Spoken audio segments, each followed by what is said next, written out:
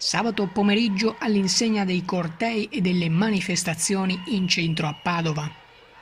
Da un lato ci sono le femministe di Non Una di Meno, favorevoli alla legge sull'aborto, dall'altra il comitato No 194, formato dagli antiabortisti.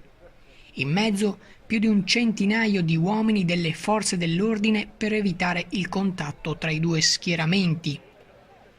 Cominciamo la cronaca della giornata dal gruppo della No 194, gli antiabortisti.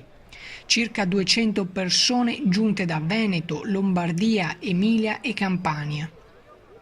Manifestano con croci, cartelli con immagini di Maria e altri santi e lungo il percorso hanno intonato preghiere. Il corteo pacifico, partito da Piazzale Boschetti, è transitato per Corso Garibaldi, Riviera dei Ponti Romani e via San Francesco, fino a giungere dinanzi alla Basilica del Santo per una benedizione e per gli interventi finali. E veniamo ora alla contromanifestazione della rete di Non Una di Meno. Circa 500 qui i partecipanti, per lo più donne, partite da Piazza Mazzini, con un percorso lineare lungo via Dante fino a Piazza dei Signori, la meta concordata con la questura. I primi momenti di tensione si registrano poco dopo Porta Ponte Molino.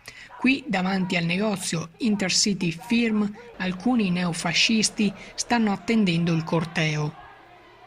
La polizia e i carabinieri circondano l'area ed evitano qualsivoglia contatto. Tra i due gruppi volano soltanto parole. Il corteo rosa prosegue fino a Corso Milano. Qui le manifestanti avrebbero dovuto continuare dritto verso la piazza, mentre decidono di svoltare a sinistra su via Verdi per cercare di raggiungere l'altro corteo. Gli agenti del secondo mobile si schierano e bloccano il gruppo davanti a Piazza Insurrezione. Qui le femministe intonano slogan e chiedono alle forze dell'ordine di farli proseguire. La risposta da parte della questura a questa deviazione non autorizzata è ferma. Arrivano altre camionette e altri agenti a rafforzare il cordone. Arriva il camion idrante. Sul posto giunge lo stesso questore Fassari.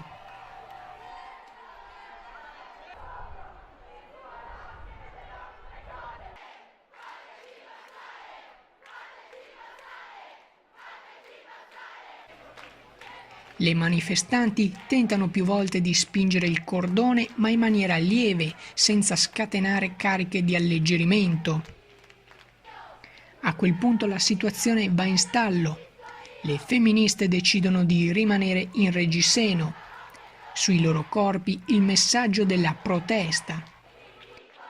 Dopo poco si siedono, dando vita ad un sit-in con interventi al microfono. Nel frattempo arrivano diverse telefonate al prefetto Renato Franceschelli, tra cui quella del deputato di Sinistra Italiana Nicola Fratoianni, per tentare di smuovere la situazione. Contemporaneamente dinanzi a Palazzo Moroni è in corso un altro sit-in, questa volta dei sindacati, sempre in difesa della legge 194. È l'imbrunire quando le femministe si rialzano e convergono verso il luogo originale del termine della manifestazione. In Piazza dei Signori nel frattempo si erano sistemate famiglie e studenti che dinanzi al corteo preferiscono andarsene. Termina così una giornata che ha visto due idee contrapposte scendere in strada senza giungere a nessuno scontro.